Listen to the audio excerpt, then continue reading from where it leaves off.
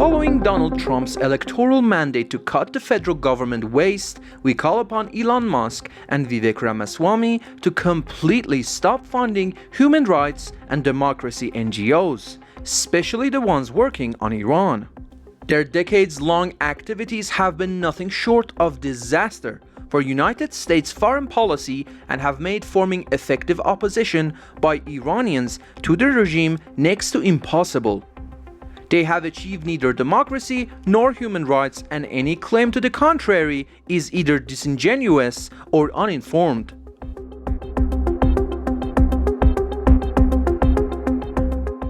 Several innocent young Iranian freedom seekers are at imminent risk as the Islamic Republic has once again reinstated its execution apparatus.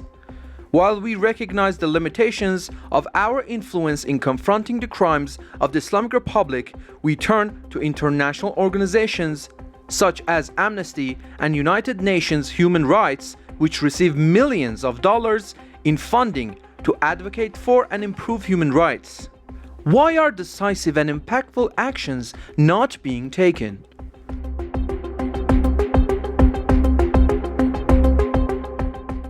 Political prisoner Mahmoud Mehrabi, detained in Dastgird prison, Isfahan, has been acquitted of the charges of corruption on earth by the Isfahan Revolutionary Court, a charge that previously led to a death sentence against him.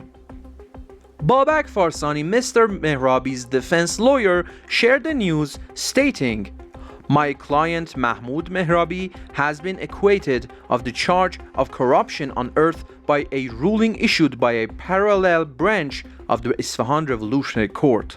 Following the acceptance of Mr. Mehrabi's appeal, his death sentence was overturned by the Supreme Court, and the case was referred to a parallel court for re-evaluation, leading to this acquittal.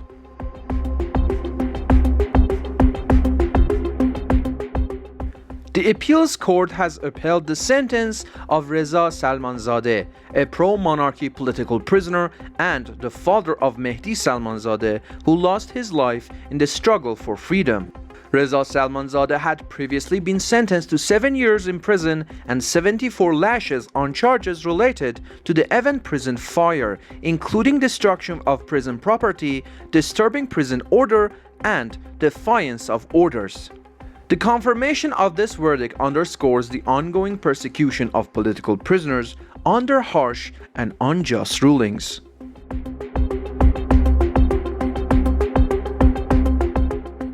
A second court hearing for Nasrin Shah Karami, the grieving mother of Nika Shah Karami, was held on Sunday, November 27th at the Revolutionary Court of Khorramabad. Aida Shah Karami, Miss Shah Karami's daughter, wrote on her X account, "Today was my mom's second court session. They asked her to sign a repentance letter, but she refused. Without allowing her any contact or visitation, they sent her back to prison. It's been 33 days since she was detained." Nasrin Shah Karami faces charges including propaganda against the regime, inciting people to war and bloodshed, and insulting the leader and the founder of the Islamic Republic. She was arrested on October 16th in Khorramabad, and her first court session took place on November 10th. Despite her ongoing detention, she remains resolute in refusing to comply with demands for repentance.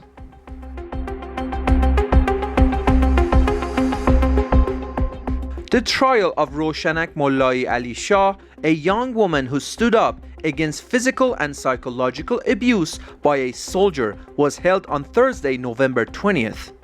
According to shared reports, the trial of this 25-year-old citizen took place via video conference from the women's prison in Qarchak, Varamin. Miss Mollai Ali Shah is currently being held in Block 8 of the Qarchak prison. She was arrested on November 3rd of this year by the Intelligence Ministry after sharing a video of her confrontation with a government official regarding compulsory hijab. Roshanak had also been arrested earlier during the Iranian national uprising and sentenced to 6 years and 6 months in prison, but she was granted amnesty in February 2023.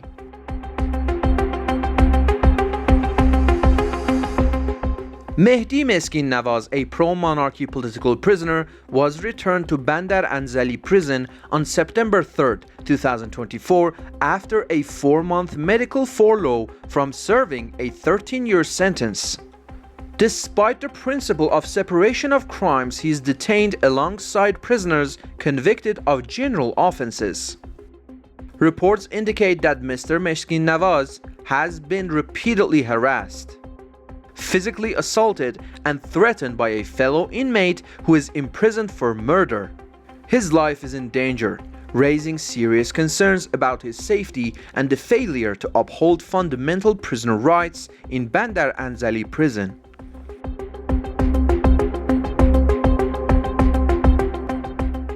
Kazem Ali-Nejad Baranlu, a pro-monarchy political prisoner who was previously transferred from Evin prison to Qazal Hisar prison, is reportedly being denied access to medical care and family visitation rights. Such treatment highlights the ongoing neglect and mistreatment of political prisoners, further exacerbating concerns about their well-being and basic human rights under these conditions.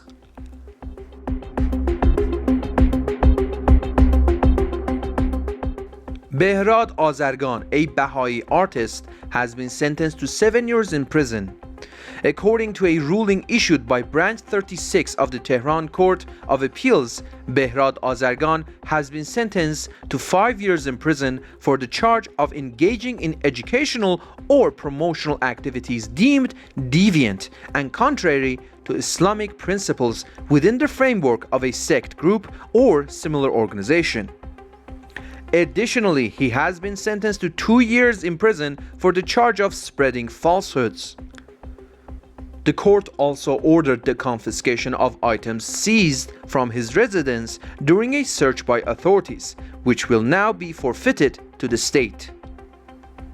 Furthermore, Mr. Azargan is prohibited from using social media platforms and leaving the country for a period of 2 years.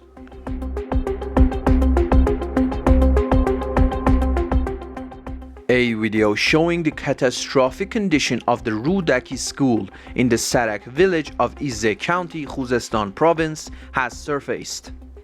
The footage highlights the poor state of the school building and the lack of necessary facilities, which has raised concerns about the safety and well-being of the students attending this institution. The conditions emphasize the urgent need for better educational infrastructure in rural areas of Iran.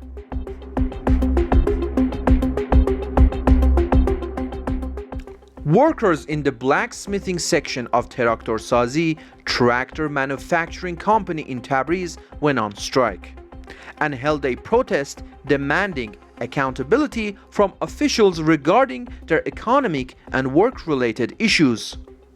They expressed concern over their living conditions, wages, and the working environment, calling for the authorities to address their grievances and improve their situation.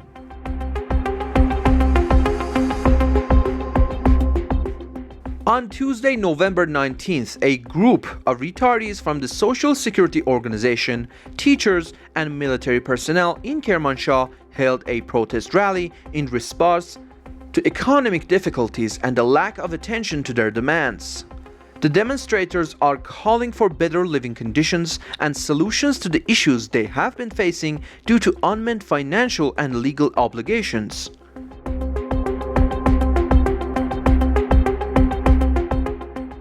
A group of citizens with disabilities gathered in protest in front of the Organization for Planning and Budget to demand the full implementation of Article 27 of the Law on the Protection of the Rights of Persons with Disabilities and to follow up on their livelihood demands. The protesters are calling for the full enforcement of supportive laws and attention to their living conditions and legal rights, which they feel have been neglected by authorities.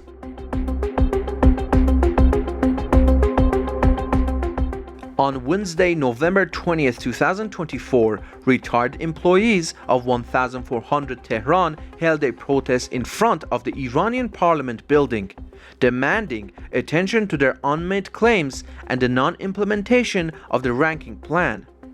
The retirees are voicing their frustration with the government's failure to address their long-standing concerns, including the lack of proper implementation of the ranking system, which is intended to improve their pension and retirement conditions.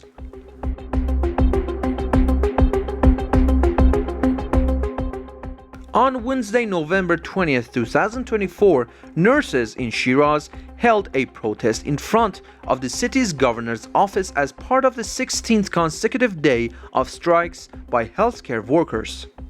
The protest highlights ongoing grievances among Shiraz's medical staff, reflecting their demands for better working conditions, fair wages, and improvements in the healthcare system. This prolonged strike demonstrates the persistence of the healthcare community in seeking systematic reforms.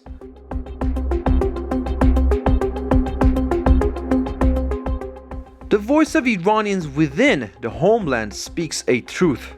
Iranians have always been guardians of friendship and peace, not war and death. We are your voice. Long live the Shah. In the land of kings, the king never dies. Long live the Shah, your activism from within the homeland.